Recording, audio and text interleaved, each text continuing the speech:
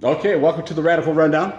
Every week I think I'm going to do, because there's a lot of stuff that goes into this whole aerobatic, air racing, all that kind of stuff, right? So lots of hours in the shop, a little bit out doing what we love to do, but you have to do the work, right? One of the things we have to do is we got the digital dash is off of the RV. There's right ways and wrong ways to remove these wraps. So we want to show you some secrets to putting them on, taking them off, and maybe a little bit about the different types of wraps you have. And see, we're in RV land here in Elkhart, Indiana, and we build this stuff. There's a few things that, people tend to be surprised about. And one of those things, oddly enough, is the screws that hold these things together. A lot of times people are like, what is that screw? That doesn't make a bit of sense. I've tried this, I've tried that. I don't even know what it is. I'll show you what that is and why it's like it is, so that maybe when you're having to do a little maintenance on your own stuff, you'll know what to do. And maybe you'll be able to impress a friend. I don't know. Don't go on my knowledge of things to be able to impress anyone. But I'm going to show you anyway. So here we go. Okay. The pesky screw, right? So I don't know if you can make that out real good. I'm going to put it up here, see if you can. So it kind of looks like one of those torque ones, right? Which the torque ones, you get a head like this, right? And it's got all those pointy things, and you would think, boy, that really looks a lot like it. So you try a 15, then you try a 20, and you're like, what? Do they make an in-between size? No, it's not that at all. These are not made for torques, right? You'll spend a lot of time running around to the hardware store trying to find a torque that fits these screws. Not that at all. These screws are meant so that they can manufacture pretty easily. And to do that, you don't want to be fiddling around trying to figure out what way to go on a screw head, right? So these multiple little angles here, actually, you use a square head. Yeah, that's right. It's a square head. And it allows you to just go right up to it and hook into it without actually,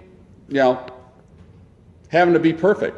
It'll fit every single time. I'm going to show you, because one of the things we have to do on a trailer, right, when you're removing this wrap, oops, sorry, over the thing, is you've got to remove these screws. Now, there's different ways that you do this, but that square head will go right in there. Doesn't matter if you're like this or whatever. Makes manufacturing a whole lot easier and makes maintenance easier. You're not going to strip that out. This thing fits right in there. So that's one of the things that a lot of people have asked me about over the years and said, hey, you know what? How do you do that? Where do you get that screw head? That's it. It's pretty simple. It's pretty easy. Now, let me explain to you a little bit about wraps and some of the things that you can do, So one of the things when you're doing, like we did on this trailer, it's not printed. Each one of these layers is an individual layer. It's a little bit more expensive to do because you're wrapping it several times. We used a high grade wrap on this, which is a lot thinner, so that when you go over the lines, you can't really feel them that much. And if you really get crazy about it, you'll put this on and then clear coat it. Another thing that we did to give it like an extra niche, and so when you go out and you get bids on wraps, there's a lot of different ways to do that. The temporary one, like we did with the dash, it just goes right over the screw heads. We don't care. We put it over the screw heads, we're going to take it back off. This one is more permanent, and so we took all the screws out. So you literally are taking the screws out, you're putting the wrap back on, and you're putting the unit back together. A lot more involved, a lot harder to do, and then with 3 colors, right?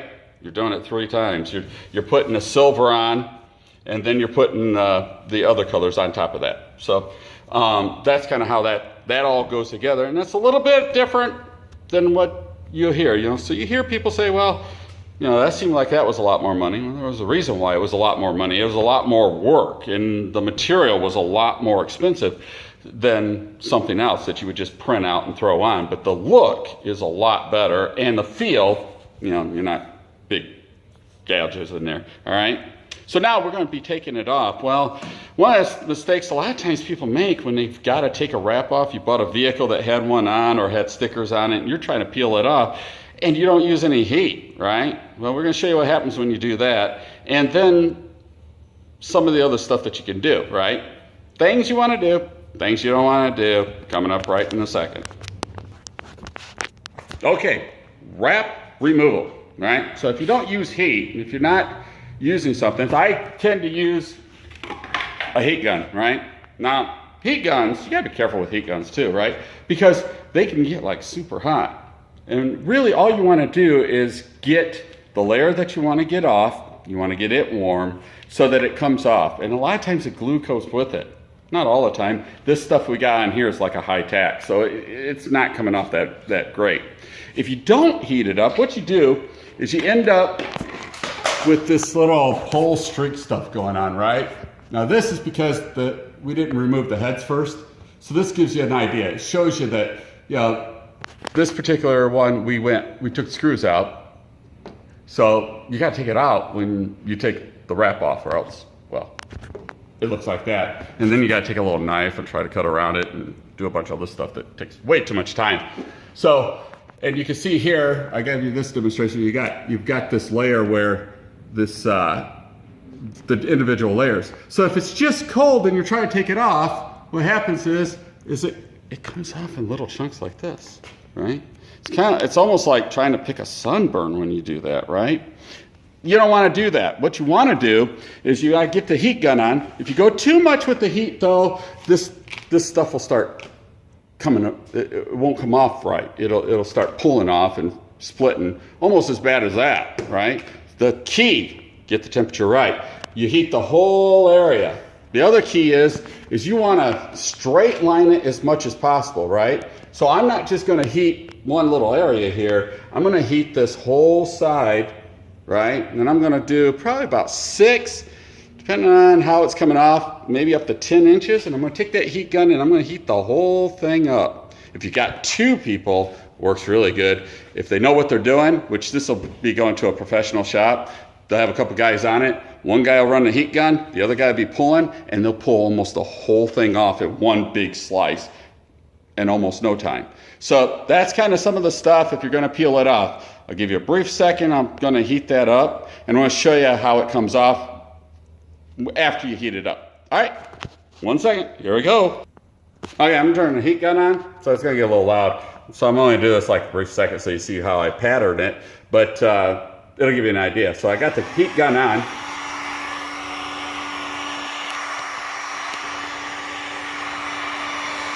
I'm going to kind of warm this up a little bit, and I'm going to keep walking it down, right? And I'm going to keep doing that, and then I'll show you how it kind of peels back once I got it warm. Okay, one of the things may be I kind of usually run the line. Normally, I'll run not the line, but the heat gun at the same time.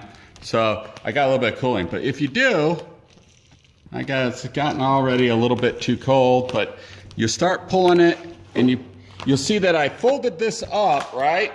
Which gives it the ability, gives you something to grab a hold of, right? And it also makes that a little bit stronger. It is pretty much, you pretty much need to run a heat gun with one hand and pull with the other. Just in the time, because it gets cool fast. Just in that time it does it. But here's the thing is, you wanna make sure you gotta take the screws out. Fold this under, like that. As you go, you're rolling it and folding it under. That'll save you a whole lot of trouble there. And then make sure you keep a line going. If it starts to split off like that right there or that there, stop. Get your line back and it'll be a lot easier. Hey, if you find yourself in a spot where you got to do this stuff, hopefully this will help you out a little bit. You know, save the video. Remember, you got to subscribe to my page. We're going to be doing a lot of this different stuff throughout the year. We got the Rat Rod project. We're going to be teaching you how to do NOS. We're going to be teaching you how to do landing gear, brakes, wheel pants. We got all sorts of projects that we're going to break up into small pieces and get some people in to show you and talk to you about how to do some of this stuff so you can maybe do it yourself or at least know if somebody else is screwing it up. All right, you're up to date on a Radical Rundown. See ya.